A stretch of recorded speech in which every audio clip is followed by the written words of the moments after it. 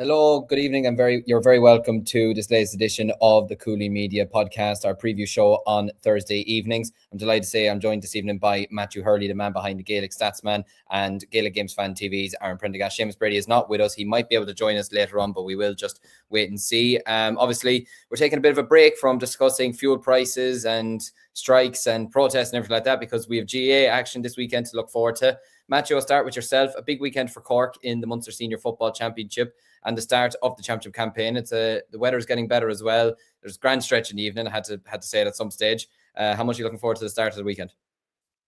Yeah, a lot of positives, I would say. Like the Cork footballers are going well up to Division 1. We are favourites going to this weekend against Limerick. The weather's nice. Obviously, the evenings are lengthening. Literally, the only negative is what you mentioned at the start of the show with these fuel prices and things going on around the country in terms of the main headlines, I would say. And down here in Cork, actually, there was Rebel Oak games, their underage games in Cork, under 18 downwards. They were all called off tonight because of the panic, literally. So yeah, there is a chance that Cork and Limerick might be pulled on Sunday. We have to take that into account, but we will see what happens. Obviously, we can't tell the future and things like that, but maybe the problem will be fixed by tomorrow afternoon or sometime. We will see, obviously, but obviously it is great to take a break from talking about that, and we will talk about the games that we hope will go ahead this weekend, and hopefully the championship will start without any worries or anything like that. Absolutely. So, Aaron, I suppose, how are things up in Dublin with everything else, I suppose? Yeah, same as Matthew said, really. Yeah, it's a bit of an unusual time going on and everything else. But yeah, like obviously not, thankfully enough, like where I work and everything else isn't in the city centre, and I haven't really had to go near town and everything else. So it's been, I've kind of avoided it and everything else. But yeah, like obviously, we're just looking forward to the games, to be honest. This weekend, like obviously there's probably one game I think most people are hugely looking forward to, and that's Armagh Tyrone. Like I think a lot of the games, I know obviously Matthew will be looking forward to watching Cork, but I think we would say like that game is going to be fairly straightforward. Obviously some big games in the Camogie as well, and we'll get on to that. A couple of the early rounds in the Christy ring and the Nickey Rackard, and obviously LGFA, a few LGFA games on as well. But yeah, no, looking forward to cracking into it, lads. Absolutely. So we've a heap of comments coming in. Much appreciate everyone who's left their thoughts in the comments below. Brendan Kennelly saying, my favorite time of the year. Forget the birthdays, Christmas overrated, Easter, what's that? Championship season is the most glorious time of the year. Peter Griffin, a staunch supporter of the channel. Well, lads, how's the form? Well done to you on a great Champo predictions video from the studio. Thanks very much. Hopefully our predictions, most of our predictions come true anyway. Peter also saying, I see Fento's gone on the dark side, new Sunday game pundit. I suppose, Aaron, as a dub, seeing Brian Fenton, he's not going to be back on the pitch. He's going to be in the studio this season, given his thoughts regarding football this year. He's spoken relatively well over the last number of years. He comes across, as very well spoken when he's done interview and everything like that. Good addition to the Sunday game. Yeah, absolutely. It's kind of funny. Actually, I was out for a run yesterday and I actually ran past him. But funnily enough, it was with his dog. Do you want to see the size of his dog, lads? Fucking hell. He's a big boy, to be fair. But yeah, it was a little bit interesting kind of seeing that. And then obviously, seeing the news and everything else. Look, I think to be fair, I've listened to him in interviews and stuff. And he is very well spoken. He definitely isn't one of them people that, like, he's not afraid to kind of voice his opinion and give his opinion and everything else. So I think he'd be a great addition. I think, to be fair, I think RTE probably has needed to spruce up its pundits and everything else. It's obviously tried a few different things out over the last couple of years. I think it's great to have Brian Fenton on board. It probably will be a little bit unusual if we're watching Dublin games and then we're seeing him on the sidelines and everything else, when it comes to Dublin playing in Croke Park, which hopefully we will get to do at some stage this season in the championship. I think it's a great addition, yeah. Absolutely. So we have one comment here from Ryan Gallagher. Good to see you again, Ryan. Leinster Championship semi-finals out of Croke Park again. So obviously, for those who might not know, the Leinster Senior Football Championship semi-finals this year are going to be played in O'Moore Park in Portlaoise and O'Connor Park in Tullamore. Obviously, last year, both games were played in O'Connor Park and O'Moore Park as well, between Meath and Dublin and Kildare and Louth. And has to say, I know the result didn't go your way, Aaron, but there were two cracking games of football, really enjoyable. Matthew, seeing that the 2 games are outside of Croke Park, the move was made last year, and a lot of people, there was good attendances at both games in the semi-finals. You probably expect the same again this year. Positive move from Leinster GAA? Absolutely, really positive move, I would say. Look at the games last year, like Kildare and Louth had an exciting ending to the game. People may forget that, but obviously Kildare could have won it at the end, but Louth got over the line. And then the Meath and Dublin game down in Portlaoise was absolutely superb in terms of atmosphere. And I think it was the best thing to happen to the Leinster Championship in bringing these to neutral venues and things like that. I know a lot of people would have wanted, the traditionalists in many ways would have wanted the Leinster semi-finals up in Croke Park. Like they remember days where Dublin played against Laois and things like that. And I remember Dublin and Laois in 2014, and I think Laois lost by double digits. And a lot of people were saying that was a good performance by Laois. We don't kind of want days like that. We want the shocks around these provincial grounds. And like what we got last year was an absolute treat. Meath and Kildare, I think, will be an absolute cracker if it does go that way. And then Louth against Dublin. Apparently, it's going to be Portlaoise, not in Newbridge, which is a bit of a shock, I suppose, with both of them going down to Portlaoise. But yeah, it should be an absolutely excellent day out of Leinster Championship football. And I think the Leinster Championship, I think Seamus mentioned in the predictions video as well, this is probably the most anticipated Leinster Championship that we've had in years as well. So, and Daddy's adding to it in terms of the provincial grounds. Absolutely, it is. We have a comment in here from Daniel saying, who's your favourites for each province? Well, if you want to see who all of our favourites are, you can stay tuned across the week on our Cúilín media, social media platforms on Instagram and TikTok for all of our videos. Matthew's and Seamus's videos have gone out earlier today, as well as checking out the video that we put out yesterday of our football championship predictions. We'll have our Camogie, LGFA and hurling prediction videos all coming up very, very soon. Some of us have great predictions. Some of us are going to look very silly in a couple of months' time, probably me mostly, to be honest with you. But we will move on anyways. Peter also saying Fento comes across very, very sound. And Ryan, maybe a home semi-final for Offaly. We'll see. We'll see about that. But we're going to move on, lads, and we're going to look forward to the games this weekend. And like you mentioned there, Aaron, the one game that's going to be taking a lot of people's attention come this Sunday is the clash between Armagh and Tyrone in the preliminary round of the Ulster Senior Football Championship. I mean, you have 2 teams here who met each other last season in an Ulster semi-final, and Armagh snatched it at the death. Tyrone ended up being in an All-Ireland semi-final, actually getting further than Armagh did in the end. Armagh losing the Ulster final to Donegal in the end. But what a way to kick off, not just the Sunday game for the season, but what a way to kick off the Ulster Championship. Yeah, absolutely. It's an absolute cracker of a game. And I think that is the magic of the Ulster Football Championship.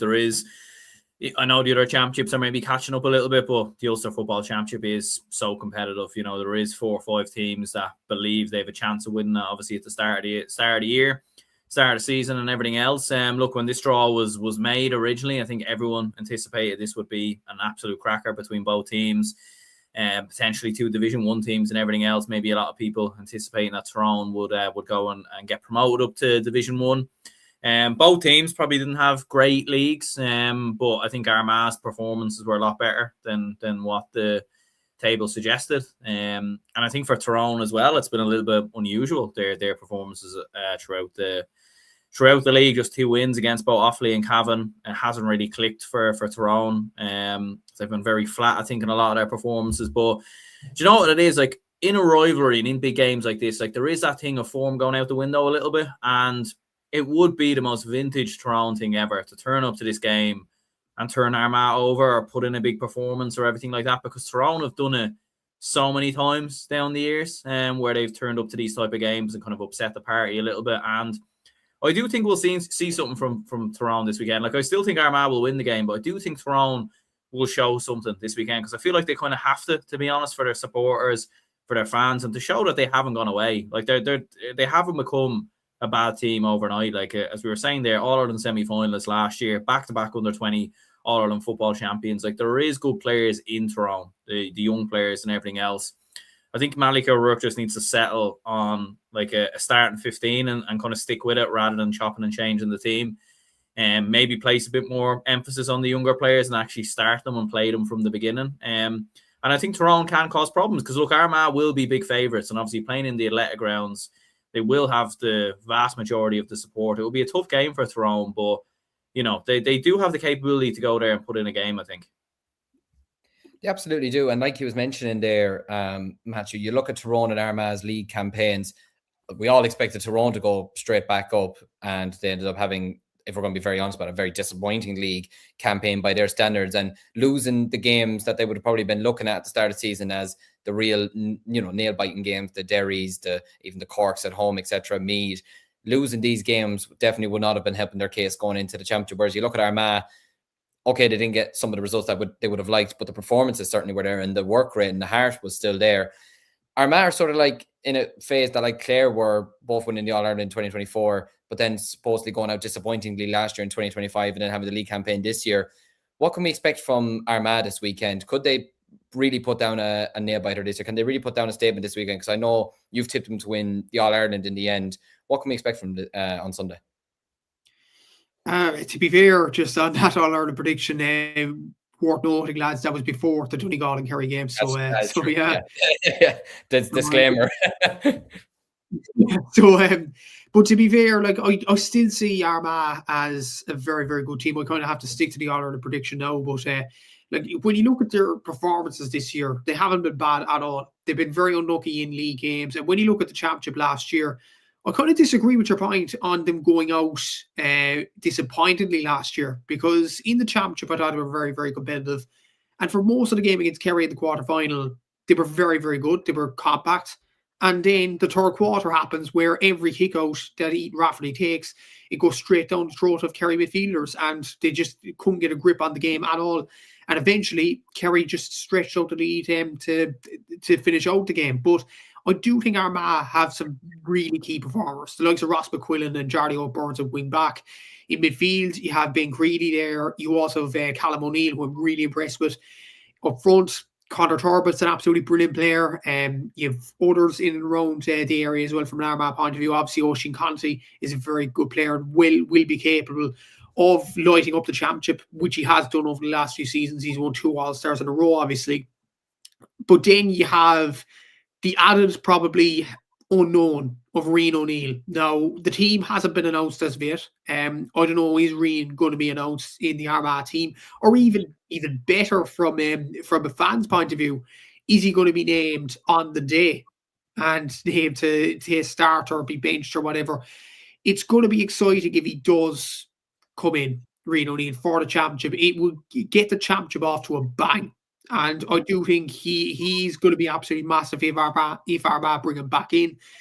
And Aaron McKay is back from injury as well. So I think Armagh, they're bringing back these players potentially. And they have players that perform well in the league as well. I still think they're one of the top 3 teams in the country alongside Donegal and Kerry.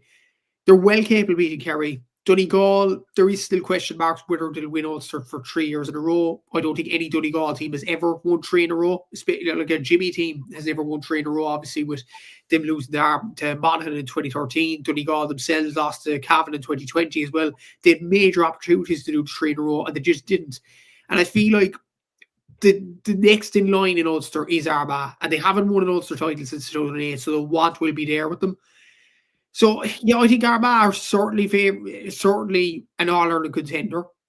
They're certainly one of the Ulster favourites as well. And then you look at Tyrone, like, it's a weird one. They beat Offaly and Cavan, which they probably were expected to do in the league. They drew against the Kildare team at home that subsequently struggled in the league after that. Like, Kildare only got 3 points. They only got 2 extra points after that. And we were saying, like, after that Tyrone-Kildare game, naturally, that Kildare were performing well and the young players are really embedded. But we didn't look at the fact that Tyrone were really, really struggling. Like, I did watch that game against Cork. I was at the game, and just the vibe around the ground from a Tyrone point of view wasn't good at all. Owen McElhone came on and added a bit of spark in that Cork game. But there was just a lack of edge, I would say, with Tyrone, from the stands, from the pitch as well. And they didn't seem to be, I know it's dangerous kind of saying this, but they didn't look like they were playing for Malachy O'Rourke, and that probably needs to change when you look at, as Aaron said, the youngsters coming through. They've won under-20 titles. They're not going so well in the under-20 this year. They've lost 2 games to Armagh, and they lost another game as well in the Ulster under-20 Championship, so they're not going well there, other than Shane McDermott, who's doing brilliant. But they need to play the younger players, and they need to excel now if Tyrone are to have any chance in the next few years of building a bit of success. But But yeah, I can see only one result this weekend, considering they're at home, considering they're Division 1 side. I think Armagh will win this game. And I think if Armagh play to their full potential, I think they could win this pretty comfortably. Yeah, they potentially could. We have one question in here. I'm sorry, Matthew. I'll have to get your thoughts on it. Cork drawing with Clare under 20 just now. Were you watching the game? Were you keeping up to date with it, or? I was, yeah, off Scorpio there, off the end. And no, to be honest, yeah. Look, thank God our seniors are doing well, but no, that's not a good result for the under 20s. I know it's in Quilty, but it's not a good result. And to be honest, like Dara Sheedy was playing tonight, and he's the star boy of Cork at this present moment in time, an absolutely excellent footballer. But without him in the team, we don't look good at underage, and that's just the frank reality of it. And look, that's just the way it is. Welcome to the club. Fair enough. Aaron, Matthew's gone with Armagh to win this weekend. Are you following in the same boat? Yeah, I do think so. I do think it'll be a closer game. I think maybe like a 3 to kind of 4 point win. I do agree with Matthew a little bit though. Like if Armagh are fully at it and Tyrone have played how they played in the league, like yeah, this could be an absolute beating. To be honest with you, but I think Tyrone will turn up. I think they have to show something to take going into, like, even if they lose the game narrowly, at least they can take a bit of confidence going into obviously the new format and everything else. But yeah, I am going to go for Armagh to get over the line. Yeah, I'm going to have to agree with you. I'm going to go with Armagh as well. I just don't think Tyrone are fully at the races at the moment, which is a dangerous thing to say considering league is league and championship is championship, as we've all heard before and we'll hear until the end of time. But Armagh looked very, very good, in my opinion, in Division 1, despite some of the negative results. And especially coming back from the deficit that they did against Kerry in the league, told me everything that you need to know about this Kieran McGeeney team, that they will fight to the end. And like Matthew said there at the moment, even watching them against us, to be honest with you, Matthew, I completely agree. They didn't look great against us either, and they looked a bit disjointed at times, and it took really Matty Donnelly in the second half to kick a bit of life into them. But we shall wait and see. Anyways, this weekend, we have a full house going for Armagh. Do you all agree in the comments? Let us know as we go along. We're going to move on next to the Leinster Championship, or the Munster Championship, I should say, with a big game coming up this weekend with Limerick taking on Cork. Matthew, as a Cork man, promoted to Division 1, narrowly beaten in the Division 2 final. Big wins this season already over the likes of Meath during the league campaign. A big win over Tyrone as well. Things are looking positive. Like you mentioned there, thank God our senior footballers are doing well at the moment. And having home advantage as well for this weekend, an added bonus too, going up against a Limerick team that suffered relegation from Division 3. Probably should expect to win this game this weekend. Probably should, yeah. And to be fair, like John Hayes wrote his column at the Southern Star this week, and I'd actually agree with him on this point. If it's not a comfortable Cork win, anything but that, it'll be a shock. That's no disrespect, obviously, to Limerick. They did well to reach the Tailteann Cup final last year, but I just feel like this Cork team have more consistency in them. Obviously, there's more confidence with them at this present moment in time as well. Limerick, obviously, they did beat Fermanagh in the last game of Division 3, but they did go down to Division 4, which was a dampener for them. Obviously, they have good players, the likes of Cúilín Fahy in their ranks. I think Eloy, I think that's how you pronounce his first name, Eloy or Reardon. He's absolutely a brilliant player from wing back. He scores a lot of 2-pointers from frees in particular. James Naughton is a very good player from a Limerick point of view as well. They are missing Ian Corbett though. He's kind of their beating. He was their beating heart over the last few seasons. He was probably their most consistent player, and he retired in the off season. That was a big loss for them. But yeah, Jimmy Lee, he's doing a decent job at Limerick, but it just doesn't seem to be gelling this season from a Limerick point of view.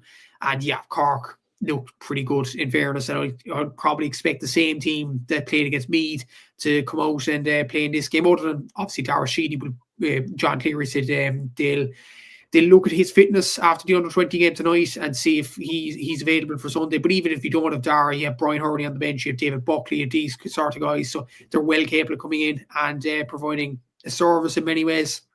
And yeah, Cork look pretty good. And the fact is as well, Cork are Division 1, Limerick are Division 4 in 2027, and as well as that, Cork are at home. So all of those signs point to a Cork victory, and it probably should be comfortable as well. This is probably a different challenge for Cork in many ways. Like at Division 2, it was tight games. getting over the line. It was brilliant to get promoted, and the players absolutely deserved to celebrate and things like that as well. And they competed well in that Division 2 final against Meath. But this is a different challenge now for this Cork team. They're raging hot favourites. And without that's the greatest respect, obviously, not to dismantle Limerick or anything like that. But Cork are the raging hot favourites of this one. It is a chance for them to overcome that. I think they will this weekend. I think they will get over the line and eventually get to a Munster semi-final. Yeah, I'd have to say I'd probably agree with you, to be honest with you. Even looking at Cork and Limerick last year, when Limerick were in much better form going into the championship game, and Cork still wrapped up to, you know, the Gaelic grounds and won fairly convincingly in the end. I don't expect it to be that much different this weekend, especially when you look at the firepower that you have there, like you mentioned there. I mean, he doesn't play. You have Brian Hurley to come on. You know, it's not exactly the worst replacement in the world. Stephen Sherlock's back in there this year. Mark Crone, for me, has been probably your most consistent performer this year in the forward line. He's been absolutely excellent. You have Chris Oak-Jones.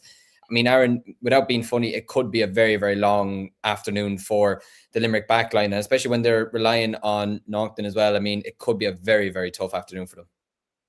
Yeah, I think it will. I think it will, to be honest. Like in previous years, like for a couple of years there, you were kind of looking at Limerick and thinking, oh, they can lay a glove on Cork. They could probably like upset them a little bit. Even in those seasons, Cork still came through. I know there were a few games where it was a little bit shaky, but generally speaking, Cork still won those games anyway. And that was maybe when Limerick were, you know, kind of coming up to being a Division 2 team, and Cork were kind of mid-table Division 2. But now, yeah, the tables have turned completely. And you feel like if Cork are on it, and Limerick have shown what they showed throughout the league, like it could be 15, probably even 20 points, to be honest. Like it could be a really big win. Like there is a part of me that thinks Cork probably won't be at full tilt. Maybe with the fact that they will probably be saving the best version of themselves for, I know they will still have to play a Munster semi-final as well, but you'd imagine against Tipperary or Waterford, like they come through that game. So I think they will be saving the best version of themselves for Kerry and for what potentially comes after that. But yeah, I think they are far too strong. And I think for Limerick, it will just be about damage limitation, really. Absolutely so. So we have another full house. We're going well here at the moment. We'll see if this continues on, but we are going to move on to the next game that's taking place in Munster. Like you said, the winners of Cork and Limerick will have a trip against Tipperary or Waterford in the semi-finals. I think it goes without saying Cork and Kerry are the outright favourites to get to the Munster final this year, and it's no disrespect to any of the rest of the teams here. But looking at this game, Aaron, I'll come back to you on this. Tipperary-Waterford, you'd expect Tipperary to probably win this game. There was a poor enough attendance when these two sides met in the league campaign. Hopefully, with the weather being better and everything, and Tipperary looking a small bit better at football now than they did over the last couple of years, you might get a decent crowd into Semple Stadium for it, but it probably should again be a one-sided affair. You should probably expect Tipperary to win this game. Or Fraherfield, beg your pardon. Sorry, my apologies. Yeah. No, you would expect Tipperary to win this game. To be honest, like I think with Waterford, it's kind of an unfortunate one with Waterford. Like I think you've got you've got Division 1, 2, 3, and 4, but you know there's probably a gap between the Division 4 teams and Waterford. Like if we are being honest, like they are competitive. Like they were competitive in a good few of their Division 4 games. I think the last game they won in the championship as well, I think might have been against Tipperary in Munster, like a good couple of years ago. It is two teams that always seem to play each other in the Munster Football Championship as well for whatever reason. But yeah, like I think Tipperary beat them very convincingly towards the end of the league. That was obviously the last game the both of these two would have played. Yeah, I think Tipperary should be far too strong here. Yeah, I'd expect so. Matthew, do you agree? Yeah, I agree. To be fair, like Tipperary do have some good players, the likes of Keane Smith and Sean O'Connor up in the forwards there, and Stephen O'Brien around the middle of the park. Now, Tipperary are probably a better side than what they showed in Division 4. I think they have a lot of exciting players there. And yeah, I think they will beat Waterford this weekend. Like there is a gap between everybody in Division 4, everybody in the entire country to Waterford, let's be honest. Like I think I've seen it off the ball power rankings that they put Leitrim at 31. And to be honest, in my honest opinion, I think Leitrim are miles ahead of Waterford. That's not a good sign for Waterford football. Having said that though, the Waterford under-20s did beat Tipperary in the Munster Championship and they went into phase 2. So that is a positive for Waterford football in terms of garnering some young players in particular. But yeah, I can see nothing other than a Tipperary win. I know Waterford did beat Tipperary in their last championship game in Fraherfield against them 2 years ago. But to put it into context, I don't think Tom O'Connell is available for this game. I think Tom O'Connell has actually jumped ship to the hurlers, and he was the guy who scored 2 goals famously in that day in Fraherfield. So he's not going to be there. So that just pointed even more towards Tipperary to win this game. And I think it'll be fairly comfortable for Tip. Absolutely. So, and with Brendan here mentioning Waterford getting hammered by the Kerry under-20s tonight. I mean, look, it's no real shock really hearing that, to be honest with you. Kerry beating Waterford at most levels in football, to be honest with you, on the men's side. But we're going to move on from the Munster Championship. We're going to go on to the Connacht Championship next. And the first game we're going to look at is London versus Mayo. Again, probably a game that you'd expect Mayo to win rather comfortably. But I will say one thing, Matthew, to be fair to London, they did get 3 wins, like you mentioned there. There's a big gap between, say, Waterford and the rest of the teams, you would say, in Division 4. And London would certainly be one of those teams. They picked up 3 wins out of 7 in Division 4. They ended up with 7 points. I mean, they weren't too far off getting themselves a place up into Division 3 as well. Look, you'd expect Mayo to win this game. They had a positive league campaign, got some great wins along the way too. Andy Moran seems to be really building something there, especially with some of the younger players that they have, as well as the more experienced players as well. They're kicking 2-pointers for once, which hopefully they'll continue that consistency throughout the championship as well. But again, probably should be a comfortable enough victory for Mayo this weekend. I think we've lost Matthew. Aaron, I'll go to you with this one.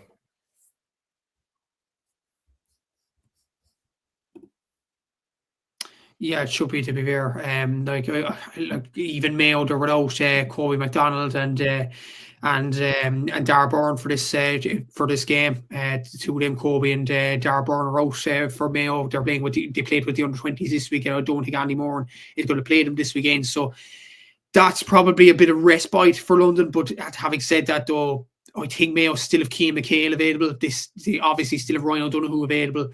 Jordan Flynn, who was absolutely excellent during the league as well. It's not a blight on London. I think London have done well in Division 4 and they have home advantage, which is always a difficult task, I'd imagine, and difficult to, with the flying and things like that from a Mayo point of view. There is jet lag and things like that. But no, I think Mayo should be comfortable enough in winning this game. And it's on GAA Plus, an opportunity for the likes of Ryan O'Donoghue to strut his stuff and show the country what he is made of. So yeah, I think Mayo should win this pretty comfortably. And like London need the perfect performance to even come close to Mayo.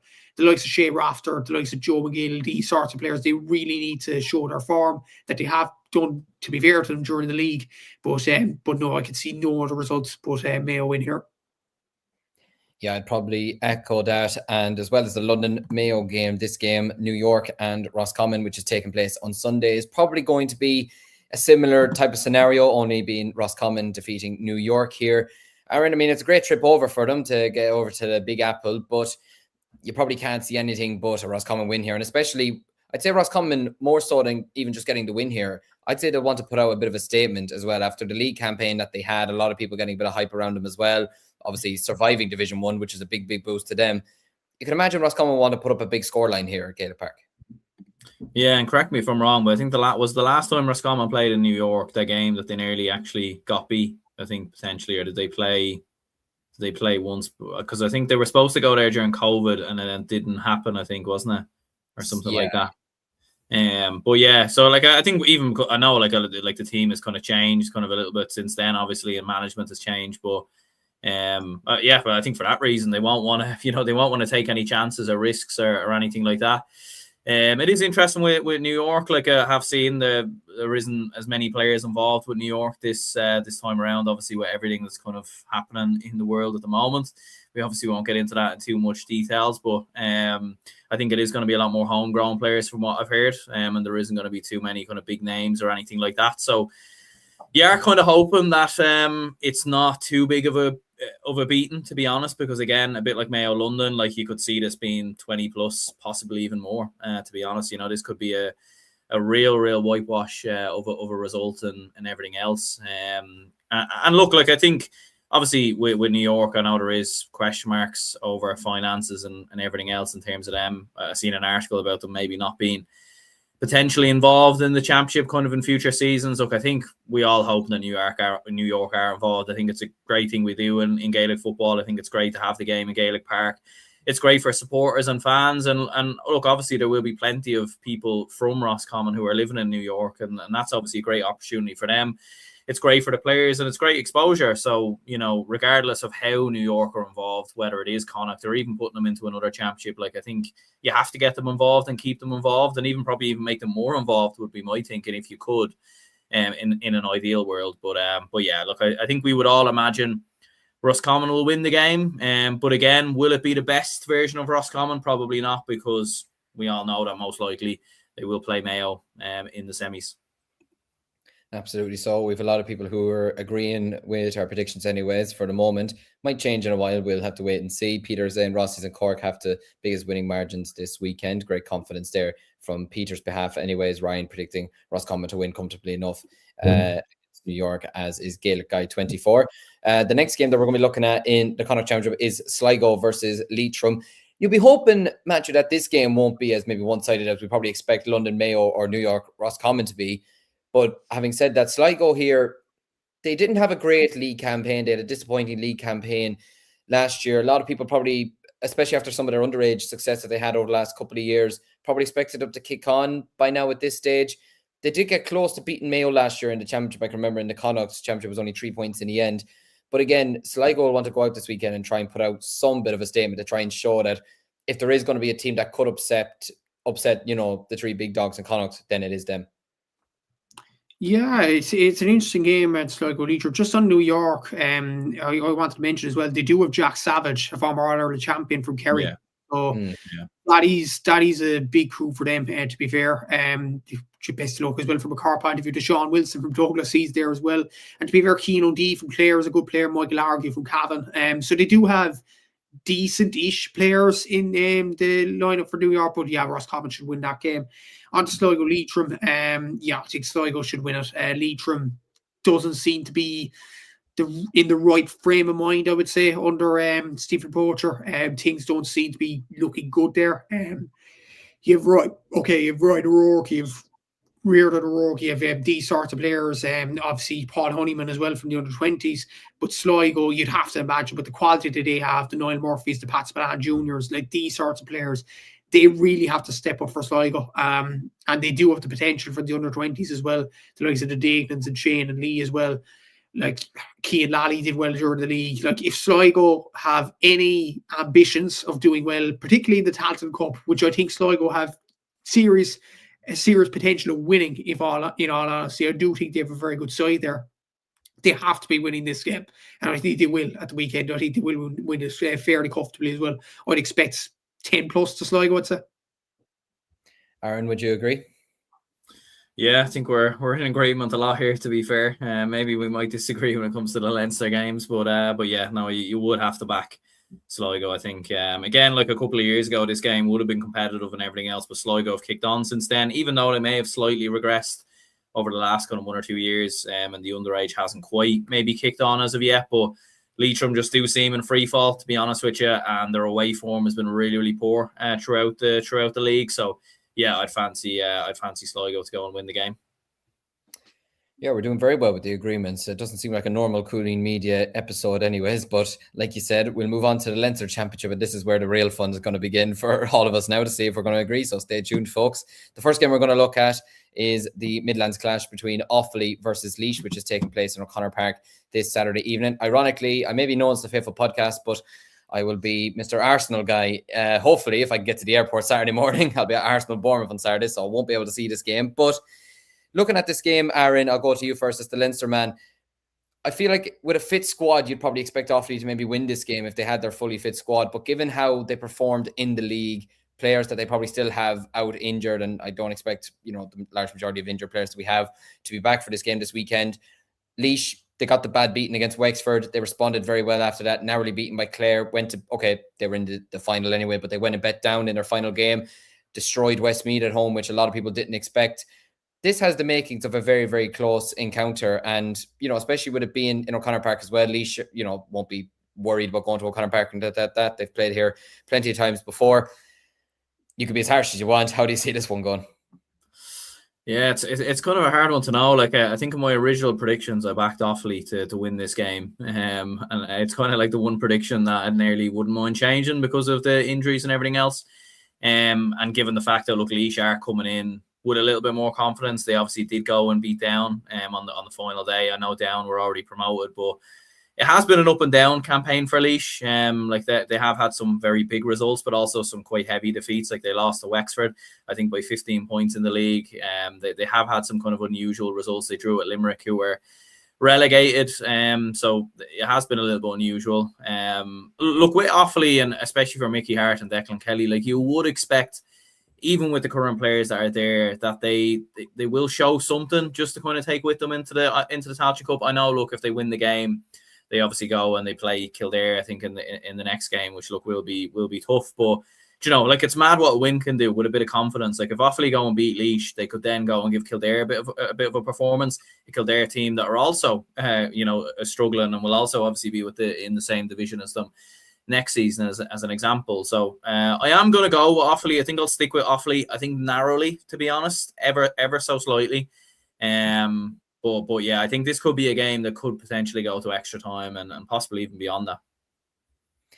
Yeah, absolutely. And look, speaking from an Offaly perspective, I absolutely want to sit here and say that we're going to win this game comfortably and it's going to be a nice Saturday evening stroll in O'Connor Park. But if I was a neutral, I nearly would be favouring Laois to probably win this game at the moment, just given a lot of our injuries at the moment, given how we did play in the league. I mean, look, you know, without trying to be too negative or anything like that, we didn't look great, especially when we conceded the first goal against Meath. I know that was a dead rubber for us, and Meath were actually chasing something on the day, but against Derry, you know, performances against Kildare away from, you know, in St. Conan's Park, there just wasn't a lot that gave me a lot of hope going into this season's Leinster Championship anyways. And look, the same could be said for Laois. You know, you could look at the Down game and say Down were on the beach.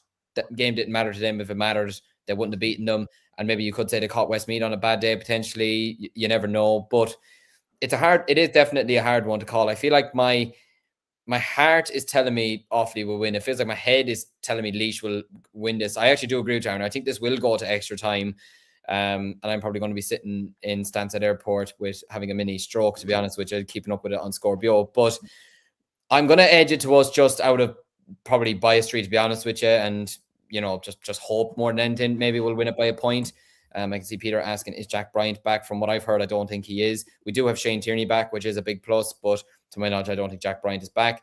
Matthew, Offaly, Laois, obviously big rivals over the years. Laois did beat Offaly last year by 2 points in Connes Park, which coincidentally, it kept Laois in the championship. Okay, they went out the next round, but it sent Offaly into second place, and, you know, it sent them into a side of the draw that they ended up playing Kildare in a quarter final, and potentially stopped them from going further in the Tailteann Cup. So they have had the one up on Offaly last year.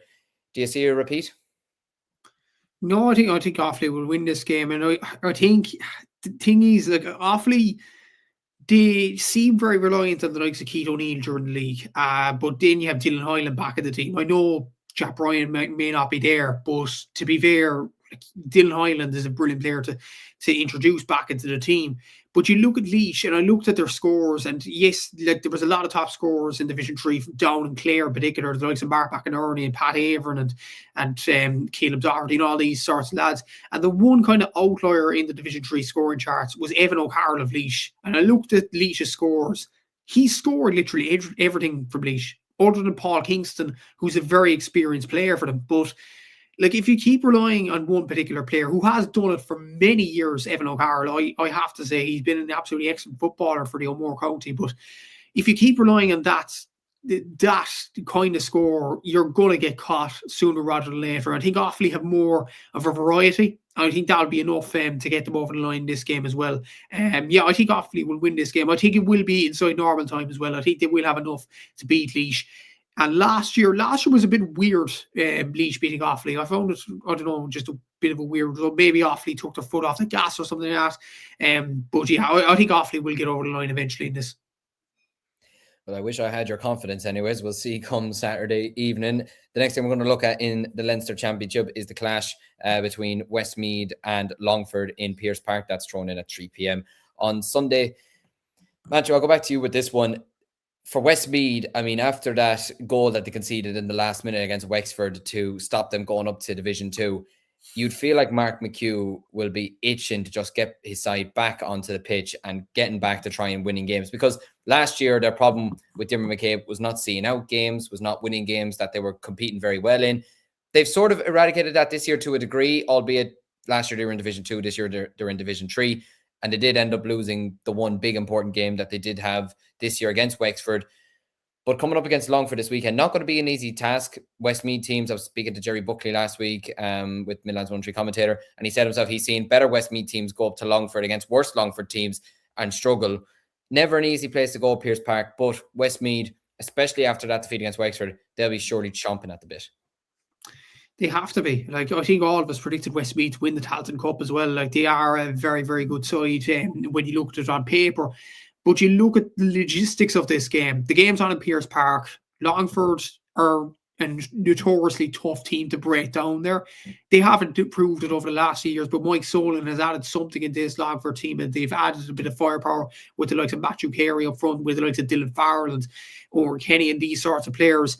And they will make it difficult for Westmeath. There's no doubt about it. I expect this game to be very, very tight. And this is the sort of game that Westmeath would sort of lose in Leinster. Like, they've gone to Auckland before and lost to Wicklow, just randomly. So, like, I there's a part of me actually saying, weirdly, I know I said Westmeath will win the Tailteann Cup, but there's a part of me saying Longford could nick it, because of their form at this present moment in time in Division, obviously getting to the Division 4 final, taking Carlo's extra time. With Carlo, were so impressive at Division 4 throughout the whole season. The fact they're at home, the fact that Mike Solon's got a bit of a tune out of these players, and Longford are a very, very difficult team to break down. Like, Westmeath will find it very difficult. I know they have star quality, and that might be enough to get them over the line at the weekend. The likes of Luke Loughlin, the likes of Jonathan Lynham, they do have some very good players there. Obviously, Ronan Wallace from the halfback, as well as an absolute two-pointer scoring machine as well. Like, they do have some good players, Westmeath, but it's just these lapses in concentration in games. Like the game against Wicklow, they struggled against Wicklow in the last 5 minutes. Dean Heaney with a bit of a masterclass for Wicklow, they get over the line. The game against Wexford was almost a carbon copy. Sean Ryan, absolutely brilliant at getting the goals. But I know in the moment you'd say that was an excellent win for Wexford, and it was an emotional moment and all that. But you have to look at Westmeath's standpoint as well. That was, for the last minute of the game, that was poor defensively. I think Mark McHugh would have looked at that and on the tapes and said, lads, that's not good enough. Like, you cannot concede a goal like that, especially in an important game like that in Division 3. I am going to stick with Westmeath to win it against Longford this weekend, but I think it'll be way tighter than people think. It could go to extra time. Absolutely. This is a game that could go to extra time. And like you mentioned there, like, you look at the players that Westmeath have, your Luke Loughlin's, your Ronan Wallace's, your Breon Cooney's, like, they have some really talented players in their squad, and you would expect them to even be a team that could be competing potentially in Division 2. But like was mentioned there, Aaron, and even in some of the comments as well, Westmeath at times can kind of, I suppose, not even splunder, but like, they could take their foot off the gas a small bit against lower division teams. They seem to raise their game for higher division teams. I can remember them drawing with Tyrone a couple of years ago, only lost to Derry by, was it 4 points in 2024, which ended up being Derry's last win of any sorts for almost 2 years. But for Westmeath, not even just, I'd say, a win this weekend, but they've probably got to go out there on Sunday and actually put in a proper performance as well, and to show that what happened against Wexford is not a situation that's going to happen again this year, especially not under Mark McHugh's tenure.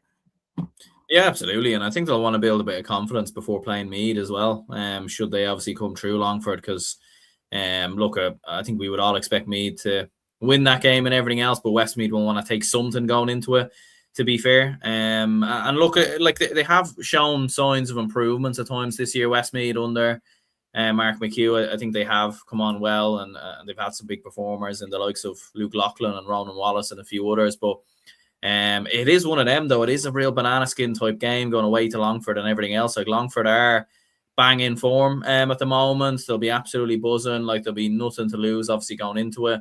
So there is the chance. There absolutely is the chance that Longford can do it. And as we said, like, Westmeath do have, so, you know, they've lost to Wicklow on back-to-back championship seasons, once in the Tailteann Cup and once in the Leinster Championship as well. So even the you know, the defeat to Wexford as well, like, you know, to kind of lose that at the death, you know, was maybe a little bit surprising from a Westmeath perspective a little bit. So, yeah, they are probably quite vulnerable at the moment. But in saying that, still do think they have enough to come through Longford. But it is a real banana skin game. Absolutely is. Yeah, I'm going to go with Westmeath to win this game, but I do agree with you both completely. It is very much a banana skin game for Westmeath, and they're going to have to be very, very careful going to Pearse Park on Sunday. The final game from the Football Championship this weekend, before we wrap it up and move on to the other coach, is Wicklow's trip to Carlow in Cúilín Park on Sunday. That's thrown in at 2:30 p.m. Aaron, I'll come back to you with this one. Carlow, I mean, a great story for Carlow winning in Croke Park a couple of weeks ago. The boost that would have given the county, especially the way that they beat Longford as well in the end. Having home advantage against Uisce McConville's side this weekend, it's a big game for both sides in two very contrasting ways. Absolutely, yeah. And like one thing I will say as well, it's a bit disappointing that this game isn't being shown anywhere. Like obviously you do have the two Connacht games on GAA Plus. I get shown New York, I get shown London. Obviously those teams never get shown on TV and everything else. But a little bit disappointing that the Leinster games aren't being shown anywhere from what I know. Anyway, I'm open to correction in regards to that. But yeah, because I actually do think this game will be the game of the weekend. I think when you look at both teams in Division 4, obviously Carlow getting promoted, Wicklow and Uisce McConville, like after that, maybe in a similar way to Westmeath losing out on promotion, like they will be raring to go in terms of this game, in terms of getting the victory. Carlow obviously having an outstanding season, and look, the winner of this obviously gets the honour of hosting Dublin in a couple of weeks, a game that I'll be hoping to go to. I'll be planning to go to. Obviously, if it's in Wicklow, it makes it a little bit trickier because Aughrim is in the middle of nowhere, whereas Cúilín Park's obviously quite close to the town. But yeah, no. As well. Yeah, the truck's on the road as well. But hopefully we can all get what we want by then. Hopefully we'll be all good.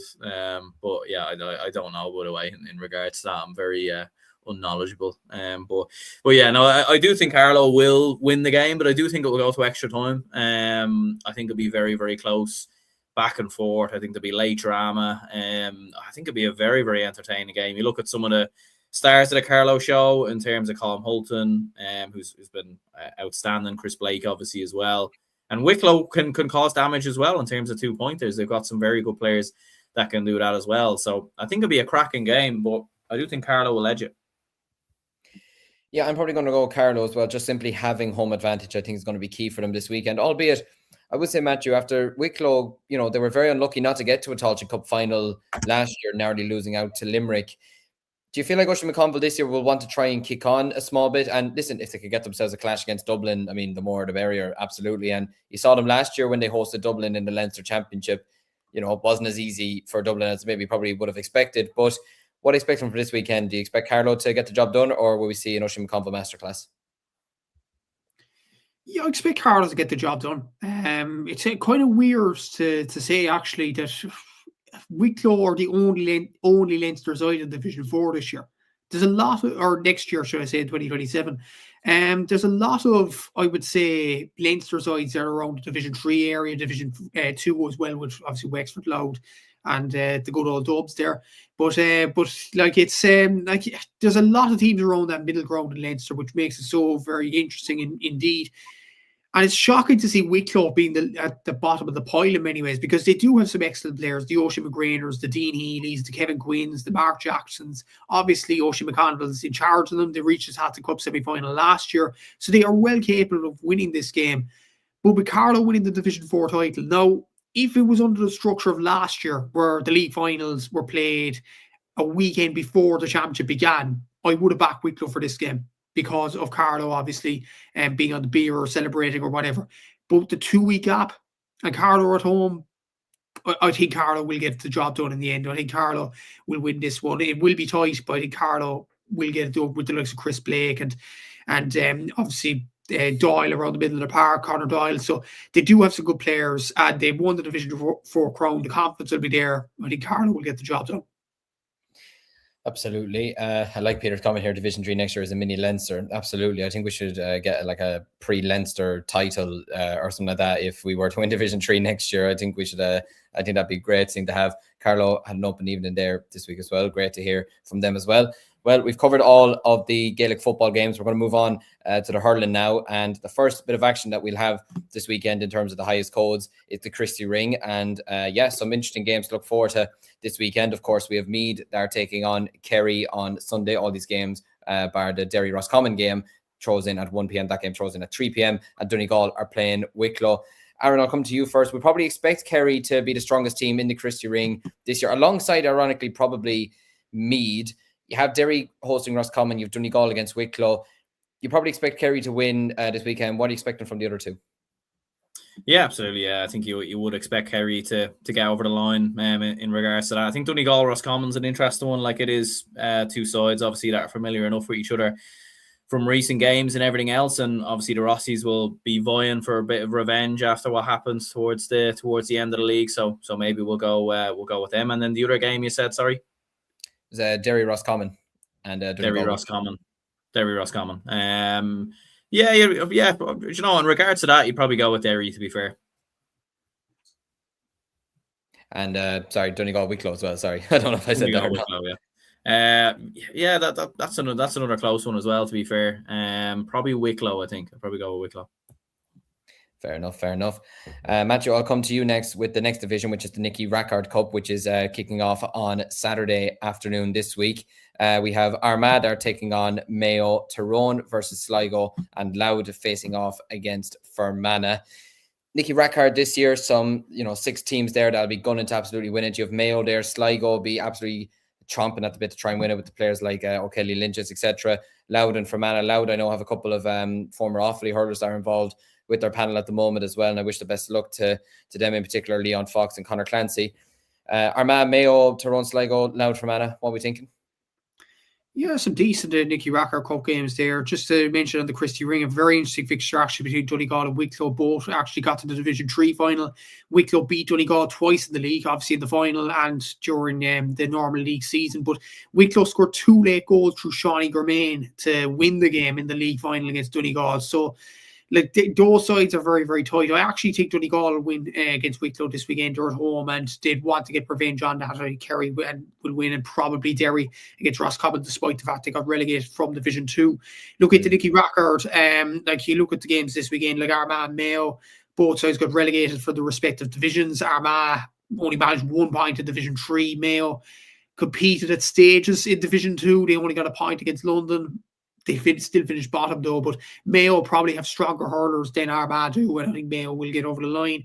Tyrone against Sligo. Look, Sligo do have the momentum there with them. The likes of Andrew Kilcullen, Reese, he's an absolutely excellent hurler. Thomas Cawley there as well. O'Kelly Lynches are absolutely superb hurlers there as well.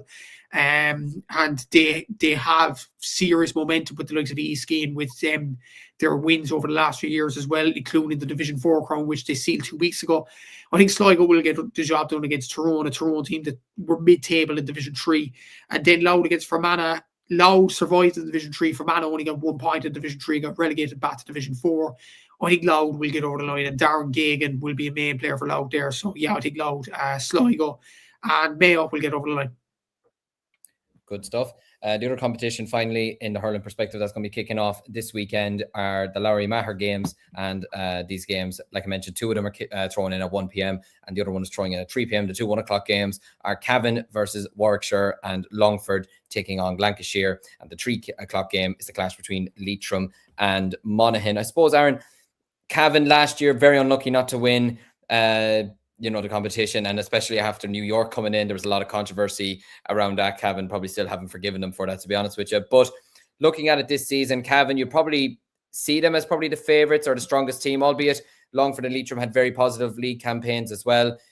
But you probably expect Cavan to get off to a good start this weekend. Leitrim against Monaghan, disappointing enough league campaign. And again, Longford, you probably expect to win this weekend as well. Would you disagree? Yeah, no, I wouldn't. I think you would expect Cavan to get over the line versus Warwickshire, and they certainly are one of the favourites and everything else. Like, their league campaign probably hasn't gone as well as maybe what you would have expected. Longford have had a very solid season as well, so I think Longford are definitely a team kind of coming in, and they'll have the opportunity to maybe take the trophy if Cavan maybe aren't up for grabs. But yeah, you'd imagine Longford beat Lancashire, Cavan beat Warwickshire. Leitrim Monaghan's an interesting one as well, but as you said, Leitrim probably in a little bit better form maybe than Monaghan at the moment. So you'd give Leitrim the edge there. And obviously it is a big chance for either one of those two teams to get 2 points on the board and give themselves an opportunity going into the further rounds. Absolutely. So we'll have the Joe McDonagh and the start of both the Leinster and Munster Championship coming up next weekend, and we'll have our preview for that out next week as well. So stay tuned all for that to hear the fact that Offaly are bringing Liam home in 2026. Says no one this year, but we'll move on anyways. We're going to move on to the LGFA, and we have some cracking finals to look forward to this weekend. We're going to first of all look at the Division 1 final that's taking place on Saturday evening between Matthew's Cork against Galway. And I'll go to yourself, Matthew, first with this one. It's been a fantastic league campaign for Cork, getting themselves to this stage of the season, having some big wins along the way as well. I mean, the one that probably stood out was the fact that they went to Kerry and beat them by double digits. I'd say you're still probably over the moon about that one. But this is going to be a very tightly contested game this weekend. Interestingly, it was the Division 2 final last year, and now it's the Division 1 final. I mean, absolutely remarkable progress from both teams. But can we see Cork lifting the national silverware this weekend, or will Galway stop them in their tracks? Interestingly, the footballers lost to Meath, the men's footballers that is, and the hurlers lost to Limerick. So the league finals haven't gone particularly well so far for Cork after a decent enough league stage campaign. But like, this Cork LGFA team have shocked, I would say, many. Have they shocked themselves? Probably not. They have some brilliant players, and obviously Joe Carroll said to the media at the start of the season that they wanted to stay up. That was their aim at the start of the Division 1 campaign. I think the players in-house might have believed in themselves that they get to the league final. I don't think anybody in the outside would have expected that, even myself or anybody from Cork would have expected them to get to the league final. But they have done. Like, it's a brilliant campaign so far. Katie Quirk, their top scorer, with 3 goals and 34 points. Ani Terry with 2 goals and 8 points there as well. Aoife Healy and Amy Corcoran will be absolutely brilliant players this weekend as well from Cork's standpoint. Of course, their captain, Emma Cleary, there as well. They've won 5 games out of 7, Cork, in this league campaign, but they've only averaged a winning margin of 1 point, which kind of is a concern. They've only conceded less than 2 goals in 2 of their games so far against Armagh and Kerry. So they concede a lot of goals, I would say, Cork. And when you have, from the Galway perspective, you have Leanne Cohen and you have Andrea Trill, who are absolutely brilliant at goal scoring. It's going to be difficult for Cork to keep them out in terms of the goals. But like, Cork, I'd imagine Joe Carroll would want to get his matchups right on who's going to go on Andrea Trill and who's going to go on Leanne Cohen. You've Melissa Duggan back there, a very experienced player. I think Breed Stack described her on the Star Sport podcast recently as a little terrier, which I think Melissa Melissa's an absolutely brilliant player, cornerback. Maura O'Callaghan in midfield. I think Rosie Corkery's really done well in the league. Sight McGoldrick at centre back. So they have done well, Cork, in the league stage so far. They were beaten in their first 6 games. They did lose to Dublin in the last game, but context is very, very important. Cork were already in the league final at that point, whereas Dublin had something to play for in terms of trying to stay up. Ultimately, they didn't do so, but Dublin had something to play for in that game against Cork. But Galway seemed like a very good side. And this is despite the fact Galway lost to Cork in the game at Páirc Uí Rinn in the league stage. So Galway will have revenge on their minds, obviously, but at the same time, Galway did beat Cork in the league final in Croke Park last year, Division 2, as you mentioned here, Liam. But Cork did get the upper hand in the league stage this year. So it'll be interesting. This is kind of round 3. It'll be very interesting to see who gets out on top in this one. Galway have been very impressive in this league campaign so far. Similarly to Cork, they did lose that last game to Waterford, but again, context, Galway were already in the league final by then. They did lose that 1 game, and that was to Cork, but they beat me quite comfortably. They beat Kildare comfortably. Armagh, with the goals they got comfortably enough. Kerry by 2 points. Dublin, it was comfortable enough as well. So Galway have beaten their opposition more comfortably than Cork have. But what's encouraging from a Cork point of view is they've won the games with tight margins. They know how to get over the line in tight games, and that is a positive for Joe Carroll and his team. Obviously, they do have to watch the likes of Leanne Cohen, Kate Slevin, Andrea Trill, Roisin Leonard. Obviously, Olivia Divley, she's lower down the scoring chart, but there's a reason for that, obviously, with her exploits with Clonturn Clonburn in the club championship. So, and they've come back during the league as well. So, look, Galway, I've said it from the start of the year, Galway are All-Ireland contenders. They're probably the All-Ireland favourites when you look at the whole perspective of the All-Ireland Championship. And when you look at the All-Ireland semi-finals from last year, Kerry, Meath, Dublin, they've all struggled in the league. Galway are the only ones to really do well and be in the top half, and they've carried on the form from last year to this year. It's a really tough one to call. I'm going to back Cork. I'm going to back them by a point. It's going to be tight, but I think the know-how in winning tight games will stand the Cork in this league final.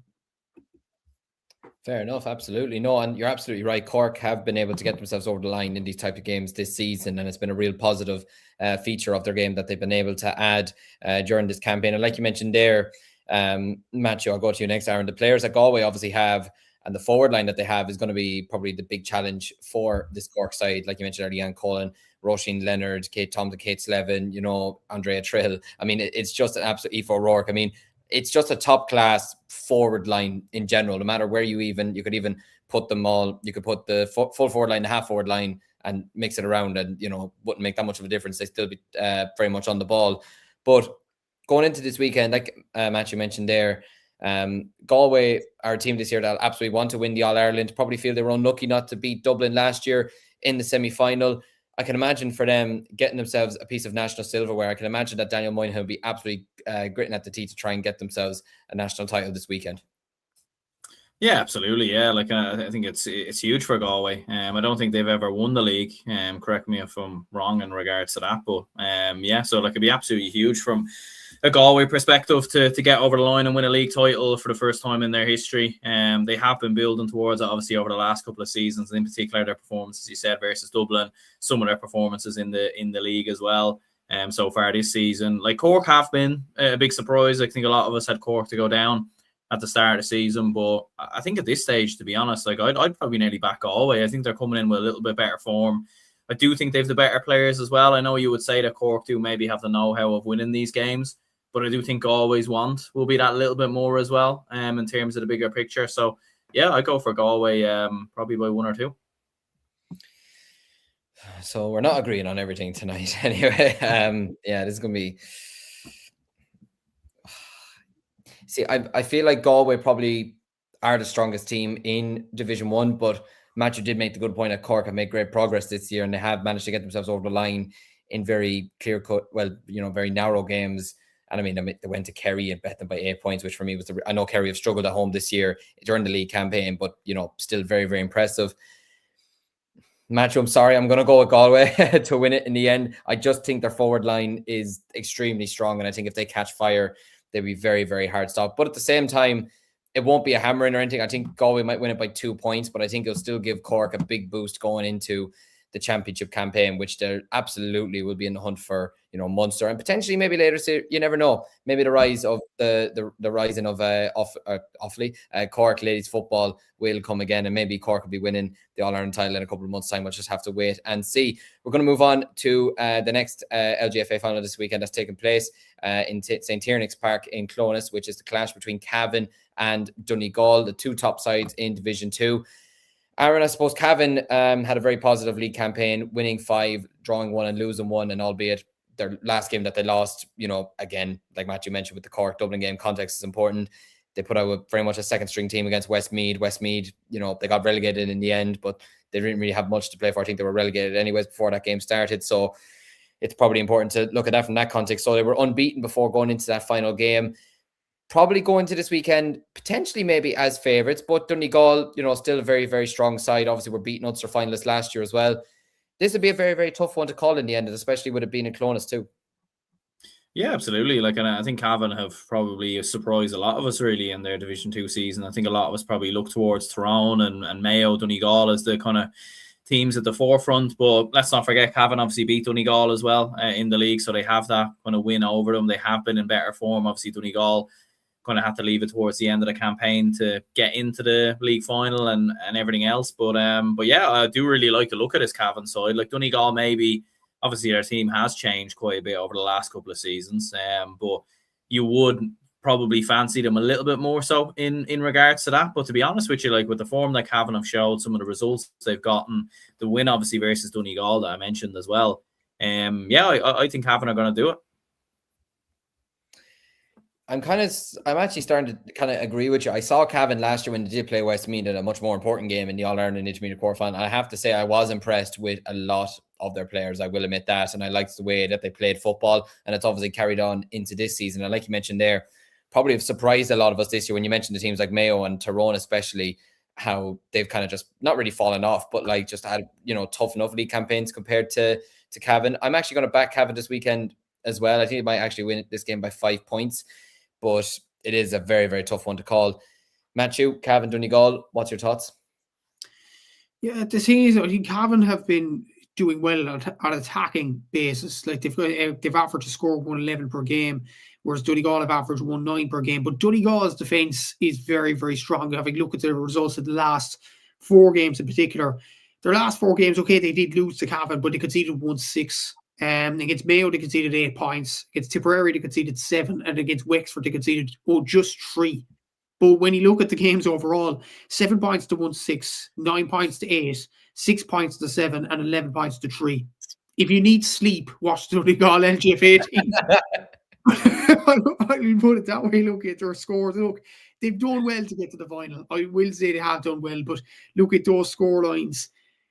Other than Suzanne White, Katie Dowd in particular as well, with 2 goals and 9 points from play, they just don't have the same scoring power as the likes of Cavan. The likes of Ella Sheridan in particular with 125, Niamh Keenan 3-9, Ashley Sheridan, a really experienced player with 111 as well. The likes of Catherine Dolan are well capable of putting in a performance there from a Cavan point of view as well. So yeah, it's going to be a difficult ask for Donegal to win this game. But if Donegal can recapture their form in the first 3 games, where they scored 2-11 against Westmeath, 2-10 against Monaghan, and 3-9 against Tyrone, where they had that free-flowing attacking football style of play, I think they might actually have a chance this weekend, because like they're going with nothing to lose. They're let off the leash then. So like I think Donegal kind of need to go back to that. But like the way they were playing, actually, they lost in those 4 games. They lost 2 of them against Cavan and Tipperary. And the game against Mayo was a point. Okay, they beat Wexford, but Wexford finished bottom of Division 2. So is this defensive structure working for Donegal? I'm not sure. So for that reason, I'm going to go for Cavan to win this game. I think the likes of Niamh Keenan and Ella Sheridan and Ashley Sheridan will really shine, and I think Cavan will get over the line.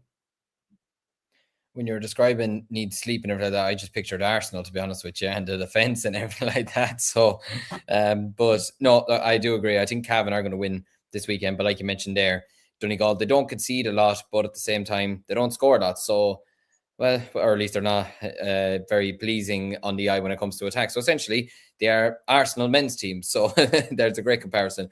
Moving on to the Division 3 final, Antrim taking on Louth this weekend. That game is taking place this Saturday in Crossmaglen. Another very interesting final to look forward to. Matthew, I'll throw this one back to you. Antrim versus Louth. What can we expect from this one? Yeah, very interesting game. Both of them actually reached the division, the junior final last year, which Louth won narrowly. Like Antrim do have some good players, the likes of the Orkney's girls there as well, the likes of Marie O'Neill, who's got 7 goals and 23 points in the championship. Ciara Brown with 4 goals and 6, and Theresa Mellon with 2 goals and 11. Brona Devlin with 3-4. They do have a lot of goal scorers in their team, Antrim. They've scored 17 goals in the league, Antrim, so they are well capable of finding the back of the net. They've averaged 2-11 per game. The only game where, ironically, they didn't get a goal in was against Louth during the league, where they lost 15 points to 6. So like Antrim, it's kind of like Louth beat them in the junior final and they beat them in the Division 3 league phase this year. It's kind of like Antrim's kryptonite is Louth. They don't know how to beat them. They don't know how to get over the line against them. But then when you look at the other games that they played, they've scored, the lowest they've scored in any of those games is 2 goals and 8 points. They got 3 goals and 15 against Clare, 4 goals and 16 against Limerick, and 4 goals and 10 against Fermanagh. And that's a Fermanagh team that have the likes of Brenda Bannon, Emer Smith, Joanne Doonan, have some very good players. So like Antrim, when they turn it on, are a very, very good side. They're a very attacking side. But I will say Louth have been more consistent in this league campaign. They've won 6 games out of 7. The only game they lost was the last game against Laois when they were already in the league final. And even then, they only lost 9 points to 8. That game could have gone either way. They've averaged a winning margin of 5 points as well.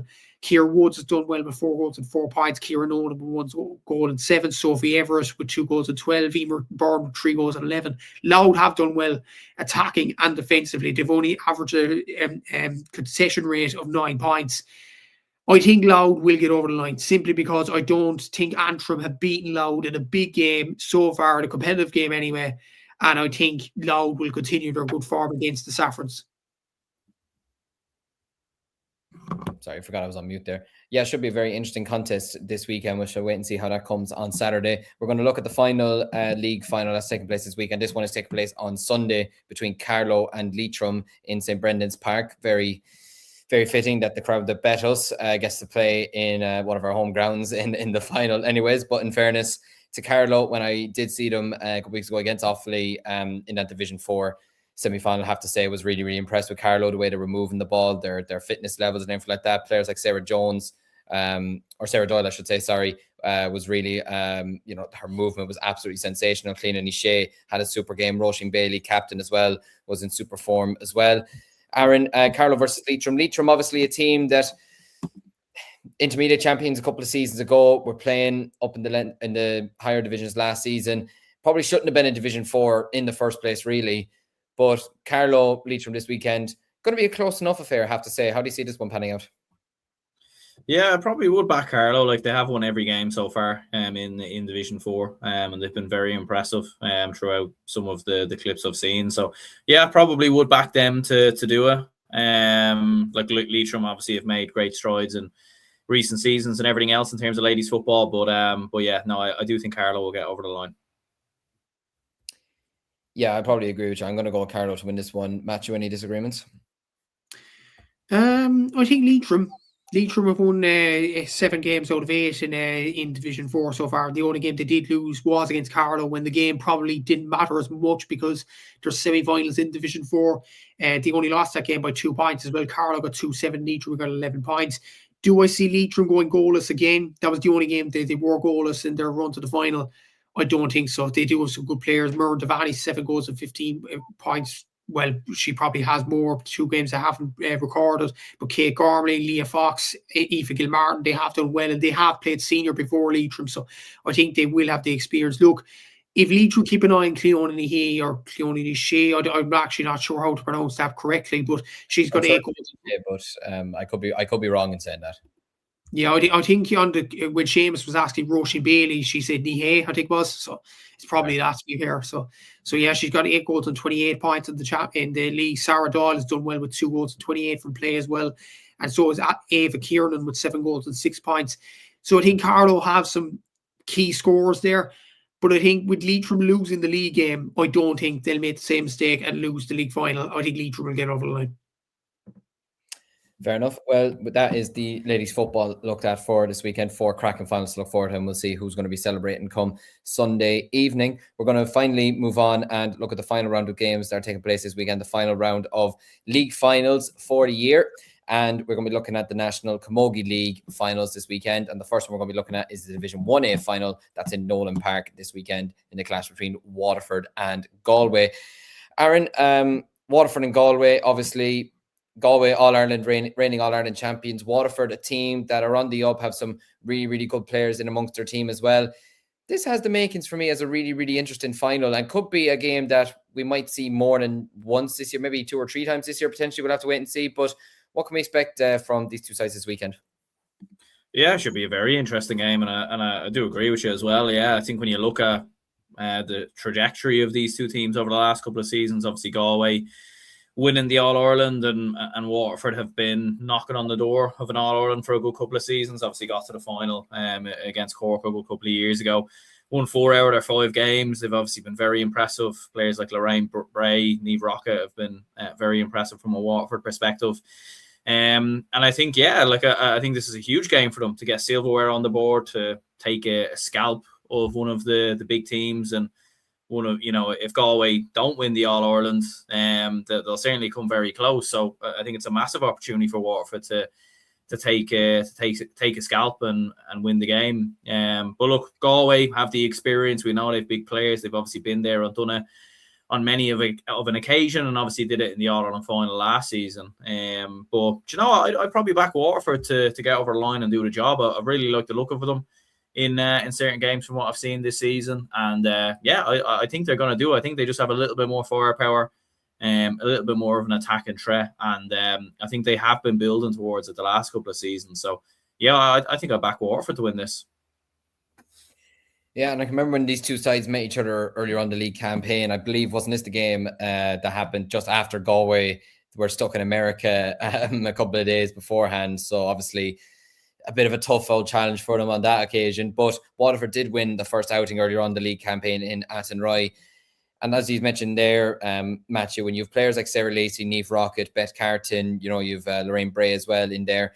Waterford have a lot of firepower, but at the same time, so do Galway. You have Niamh Nyland, who's one of the best, in my opinion, one of the most talented corner forwards in the country. You've Aoife Donoghue, obviously, who everybody knows about, Niamh Mallon as well. Some top class players in there, and Carrie Dolan, the hero, the queen of Galway Camogie, really, after last year's All-Ireland success. This is going to be a very tight affair, has to be said. It could be a game that goes right down to the wire, and it could be an indicator for where both teams head into the championship season.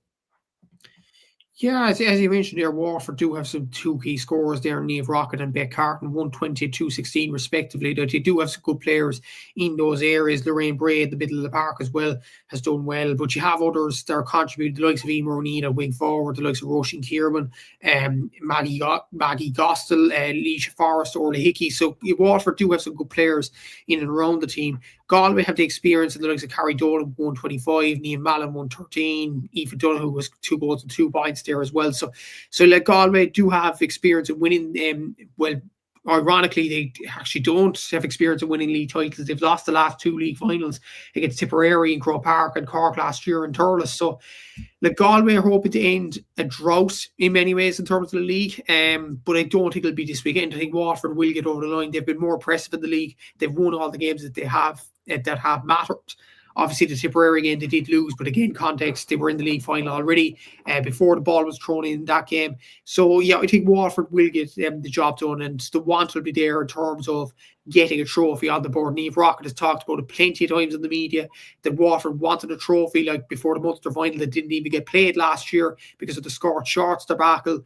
She was talking about Waterford being in provincial finals or national finals. It's important for them because they rarely do it. Like their All-Ireland final appearance was their first one since 1944. They rarely reach finals, and I think they want to make the most of it while they can, while they're on top form. I think Waterford will win this game, but slightly. Yeah, I'm going to back Waterford to win this weekend as well. I like this Waterford team. I think they're on a steady rise as we currently speak. And yeah, I feel like their want to win this weekend might be just bigger than Galway's, considering Galway are recent All-Ireland champions. I don't think it'll be as big a deal to them as maybe Waterford, but obviously sets it up for a real cracking final, please God, this weekend. The next game we're going to be looking at is the Division 1B final. And Aaron, I'll come to you with this one. Your beloved Clare, beloved Clare, God, definitely not. We've gotten to that stage of the evening, lads. Delusion hours coming in. Your beloved Dublin going up against Clare for the second weekend in a row, ironically in another Division 1B final, only this time. Probably like the men's, should have taken place in Nolan Park. It's taken part in Nolan Park this weekend. Again, a chance for Dublin to get a bit of revenge for the men last weekend, but probably more importantly from their perspective, a chance for them to get some national silverware as well. And unlike the men, I would probably say Dublin going to this game maybe as favourites. I could be wrong saying that. What's your own thoughts on that? Yeah, it's kind of hard to know. Like, it was obviously a draw when they played each other in the league, and Clare have obviously been unbeaten in Division 1B. We've obviously had the one defeat.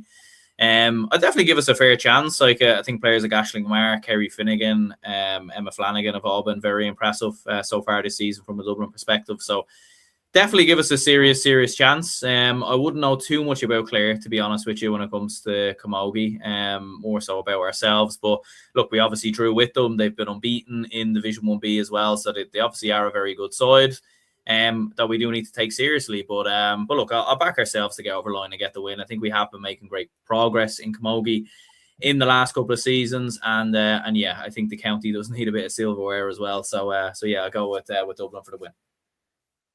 Matthew, what's your own thoughts on that? Yeah, I think Clare will win this final. They've done well. Obviously, they reached the All-Ireland quarter-final last year where they challenged Waterford all the way in Croke Park, and they do have serious firepower front. The likes of Lorna McNamara, Ziad Spillane, Cuida Cal, all of them would have been involved in UL teams winning the Ashburn Cup. over the years, so they do have experience in winning national titles. Roisin Begley's a very good scorer for Clare as well, particularly from Freeze. Anya O'Loughlin is a good goal scorer. Andrea O'Keefe is a decent player there from a Clare point of view as well. And I think Clare, their experience in the quarterfinal last year will be absolutely vital for them to get over the line in this one. Look, Dublin have Ashley Mara, the Gallants as well, and Niamh and Aisling are very good players. Aisling O'Neill is a very good player as well. So is Niamh Comerford, Grace O'Shea. So look, I think Dublin will test them, but I think Clare will get over the line in the end because of their firepower, because of their experience of All-Ireland quarterfinals and Ashburn Cup wins. Fair enough. Again, I don't like them when we disagree. I kind of like them when we all just agree. I'm gonna be nice. I'm gonna be nice, Darren. I'll predict Dublin to win this weekend. And I know, I mean, Match, I feel like you won't be too disappointed here. I'm saying Clare will lose a game anyway. So, would you say Cork would lose? Oh God Almighty! I'm gone, lads. I need to go to bed. It's too late for me. Anyways, we're going to move on into the final two games of the weekend. Of course, we have the Division 2A final. I'm going to make sure I get the counties right this time. It's Kerry versus Meath. That is taking place in Banagher in County Offaly this Saturday at 3:30. The game's been shown on YouTube as well, which is fantastic to see, as it should be, to be honest, as it is being a national final. Macho, I'll come back to you with this one. Obviously, you have Kerry in this final this weekend. I would probably say going into this game as the favourites. They are a team that were beaten in an All-Ireland intermediate final last year. Could easily have won it, even though it was, look, I know we won it, but it was not exactly a great game of camogie. But when you've got players like Jackie Horgan, when you've got players like Kate Lynch, when you've got players like Patrice Diggin, I mean, you'd probably expect Kerry to win this weekend, but Meath would certainly give it a good rattle. Yeah, Kerry have a lot of firepower up front, I would say, in terms of their players like Patrice Diggin has 37 points in the league, Amy O'Sullivan has 3 goals and 6, Jackie Horgan has 2 goals and 6 as well. So they do have real firepower up front. And as well as that, Kerry LGFA player Daniel O'Leary is in their ranks as well, up in the forwards. Like, if she is a very good camogie player as well, and she does have that inter-county winning experience as well. Luke Mead will give it a right good goal. Roisin Heaney's their top scorer with 20 points. Emma Regan has 2 goals and 12. Ciara Foley 2 goals and 4. Libby O'Halloran is a good player for Mead as well. But with that experience in the intermediate final and the amount of firepower that they do have up front, I think Kerry would want to show their promise and win this Division 2A title. Absolutely. I think Kerry will win this weekend as well. Aaron, I'll go to you with the final game of the weekend that we're looking forward to is the clash between Armagh and Roscommon that's taking place in Abbottstown on Saturday at 2 p.m. Also being shown on the Camogie YouTube channel in Division 3A. A repeat of last year's All-Ireland intermediate junior semi-final, I should say. Armagh winning that game 217-18 in the end. Again, Armagh, they fell off in the All-Ireland final last year in the second half against Laois, but they do have some really good players in their team, the likes of Rachel Mary, the likes of Niamh Forker, the likes of Karina Doyle, so they have some very good firepower up front. Roscommon, some very good players as well, but Armagh probably going into this game as the stronger of the two sides. I'd probably back them to win this game. Would you agree? Yeah, I think so. Like, just from looking at it there, like, they've won 4 from 4, whereas Roscommon have won 2 and lost 2, I believe. So, yeah, you probably would back Armagh on the basis of that, given recent seasons, as you said as well, and the kind of growth of Armagh camogie. So yeah, I'll back Armagh to get the job done. Good stuff. Well, we've reached the end of another preview session here on Cúilín Media. My thanks to Matthew and Aaron for jumping on this evening, and thanks to everybody who has interacted with us as always, to the usual guests and to anyone who might have been tuning in for the very first time. We appreciate it. Be sure to check out the lads on social media as well as Cúilín Media on all of our social media platforms as well, and subscribe to the channel while you're at it. We did have the football preview that was put out yesterday on the channel, so make sure you go and watch that and either enjoy or laugh at our predictions, whatever way you want. We will have the hurling predictions out next week. We do have the start of the hurling championship next weekend, but for this weekend, main sole focus would be on the football championships from the men's perspective, as well as the LGFA and Camogie League Finals and the start of the lower divisions in the hurling championship. Thanks to everyone who has tuned in. Enjoy the games at the weekend. Until then, chat to you soon. Instinct, baby.